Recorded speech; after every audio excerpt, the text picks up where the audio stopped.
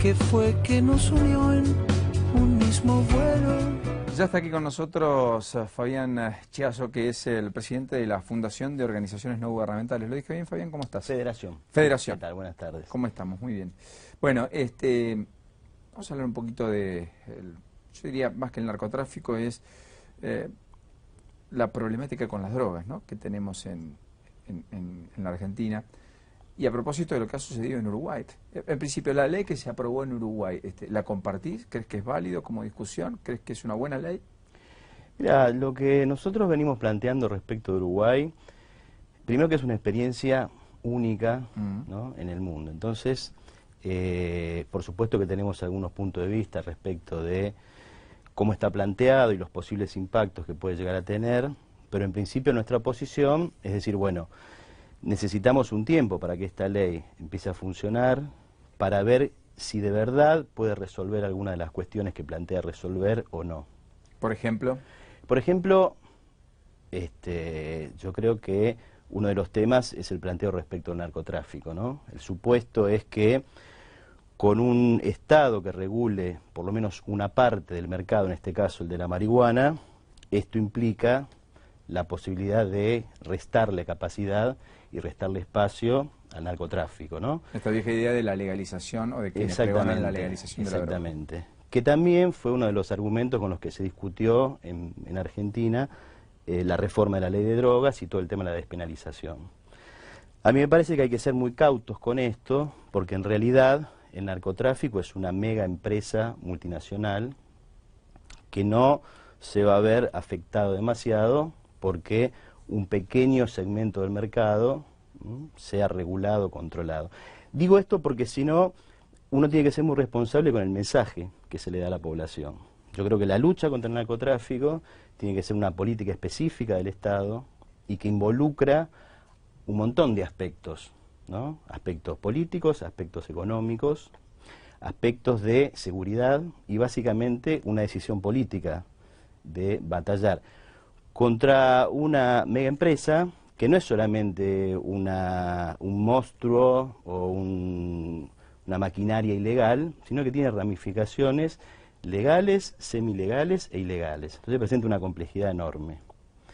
Con lo cual, plantear que de esta manera se lucha contra el narcotráfico, a mí me genera algunas dudas. Habría que ver y cuáles son los límites, ¿no?, de esta propuesta.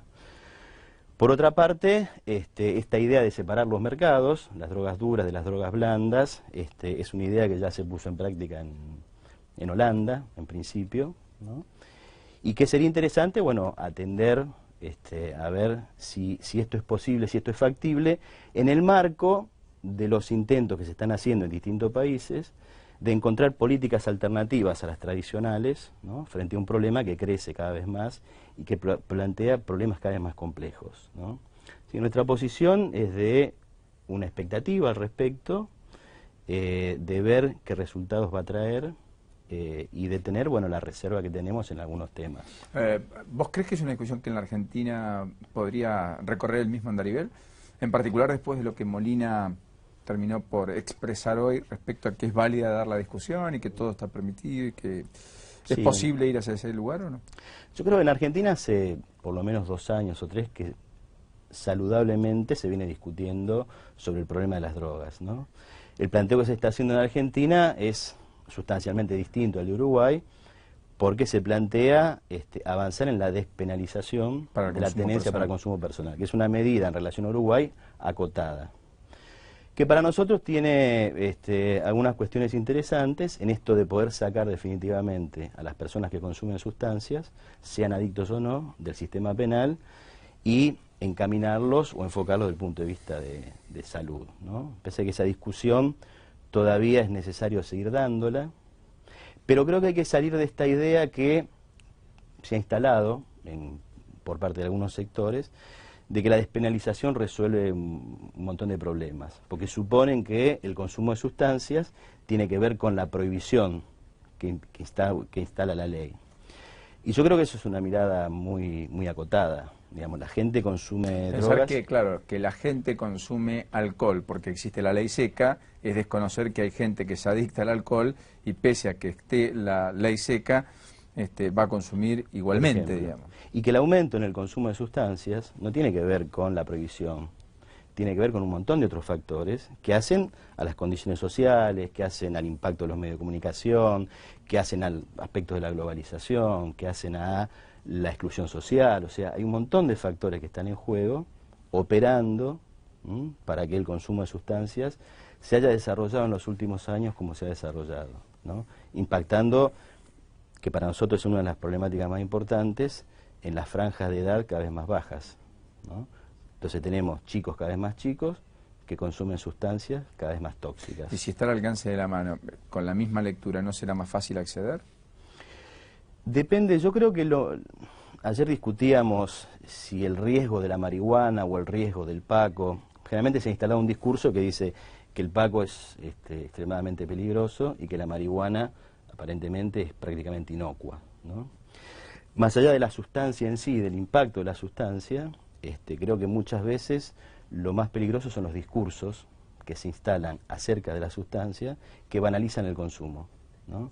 Correcto, comparto. Entonces, esto me parece que, de alguna manera, cuando nosotros nos reunimos con la gente de Uruguay, una de las cosas que nos plantean es que junto con el proyecto de regulación van a desarrollar toda una propuesta de atención y de prevención, y que el objetivo es aumentar la percepción del riesgo del consumo de sustancias, ¿no? Que creo que es la discusión sustancial en todo esto.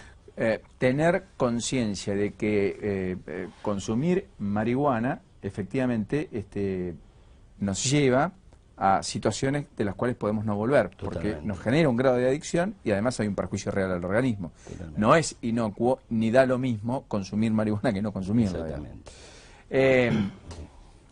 Cuando vos me decías que los chicos cada vez más chicos finalmente se introducen en el mercado, vos me estás diciendo que chicos de 10, 11, 12 años, como hemos visto algunos coletazos en Buenos Aires o en la Argentina, hoy ya están consumiendo. Sí, sí. Nosotros tenemos nuestro punto de vista desde las instituciones que trabajan directamente con la problemática. Que eso te permite percibir, digamos, el día a día de cómo se desarrolla el problema. Y después tenemos las estadísticas que en general Cedronar ha venido desarrollando un relevamiento muy interesante. En general, la edad de inicio en los chicos que están escolarizados se da entre los 12 y los 13 años.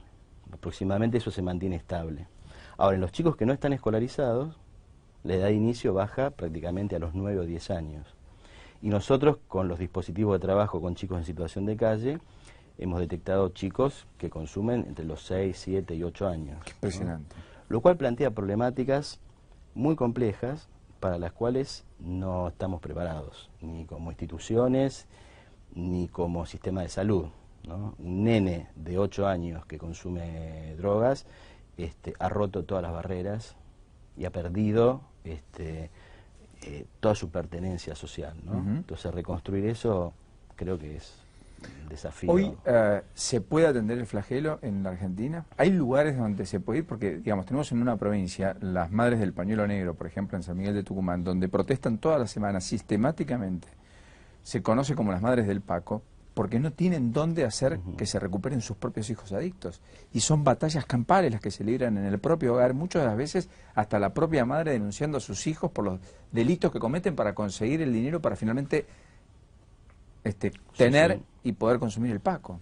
Sí, a ver, el sistema público en general tiene serias dificultades para dar cuenta de este problema. En general, la red de ONGs que se ha ido gestando a lo largo del tiempo, desde principios de los 80, es la que fue dando una respuesta paulatinamente sistemática, digamos, al problema de la prevención y la asistencia.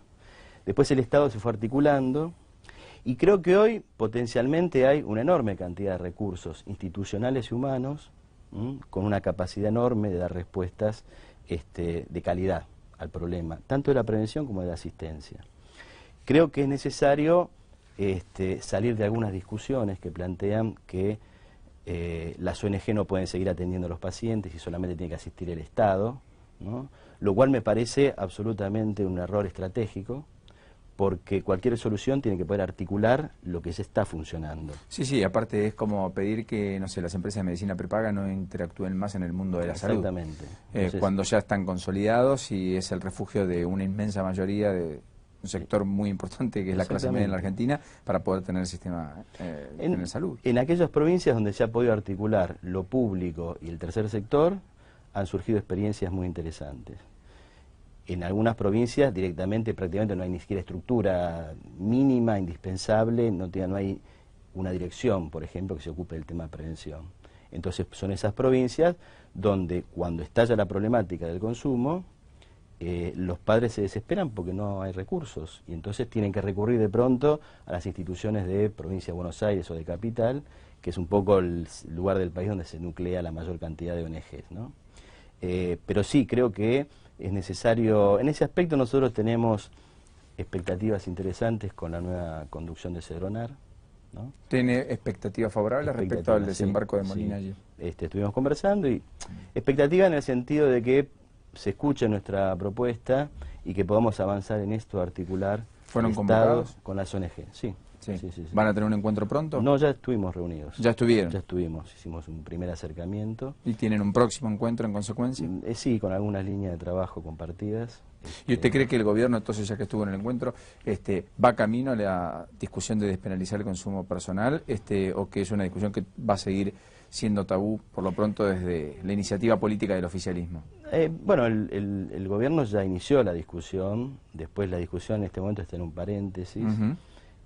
A mí me parecería alentador si se avanza, pero también me parece muy necesario que se avance en discutir la cuestión de la asistencia, ¿no?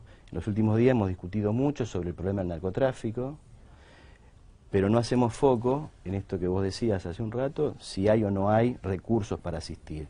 Bueno, yo creo que sí, que hay que articularlos, que hay que sinergizarlos y que a partir de ese piso hay que desarrollar, porque falta mucho, ¿no? Y tenemos expectativas de que, bueno, el gobierno a través de la Cedronar pueda avanzar en esa dirección. Yo tengo la sensación de que hay un Estado inconexo, un Estado que no trabaja de manera uniforme, que está batallando, y que lo hace de manera desorganizada por consecuencia, con grupos absolutamente organizados, que dejaron de ser focales, que son globales, y que por consecuencia le imponen condiciones a ese Estado inerte y en muchos de los casos termina contagiando e introduciéndose y contaminando la trama del Estado. ¿Vos crees lo mismo? Sí, hay algo de esas características en términos de la... A ver, la problemática de la drogadicción desde el punto de vista de salud se caracteriza, entre otras cosas, por la fragmentación de una familia, la fragmentación de un barrio, la fragmentación del medio social donde la persona vive. Esa fragmentación es la que genera condiciones para el desarrollo, por ejemplo, de problemáticas de consumo complejo, digamos. Y creo que esta fragmentación muchas veces se repite en la organización estatal en cuanto a la respuesta.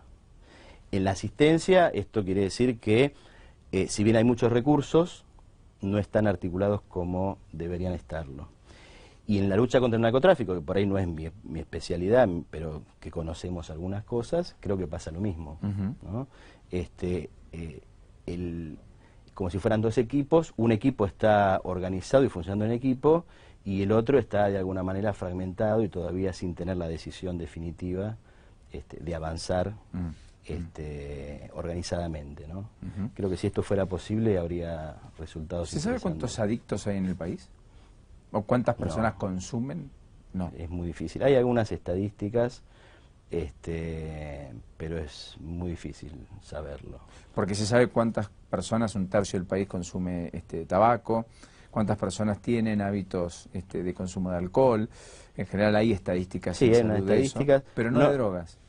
Hay una estadística de Cedronar, no recuerdo los números en este momento, del consumo en población general, pero también hay que ver una cuestión. Lo que generalmente se hace más visible es la persona con problemas complejos relacionados con el consumo. Pero eso es un universo muy pequeño son los menos. Claro, a la gente que tiene un consumo problemático, que si bien a lo mejor no presenta síntomas de adicción o de pérdida de su vida social, igual sus prácticas de consumo lo colocan en una situación de riesgo. Y colocan en situación de riesgo a la gente que está alrededor, ¿no?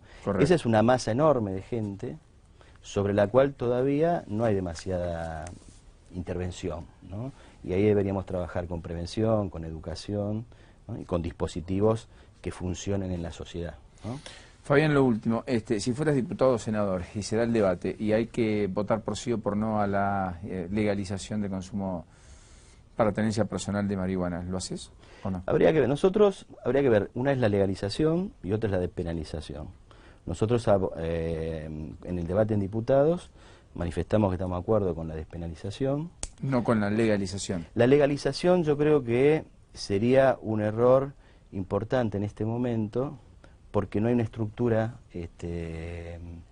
sanitaria que dé cuenta del impacto de la legalización. Y además la legalización lo único que posiblemente resolvería son cuestiones vinculadas a la justicia y cuestiones vinculadas a quién se queda con el excedente de la producción de sustancias.